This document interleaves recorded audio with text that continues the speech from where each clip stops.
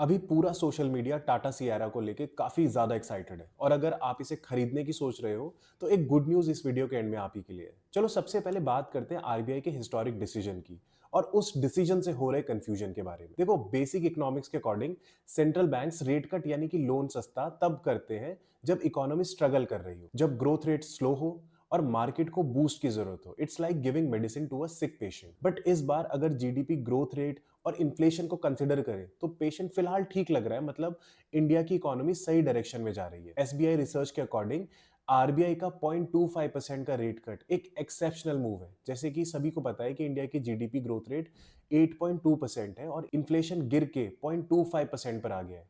अब सोचने वाली बात यह है कि आरबीआई ये रिस्क ले कैसे पाया। इसका सिंपल सा आंसर है सप्लाई साइड का स्ट्रांग होना।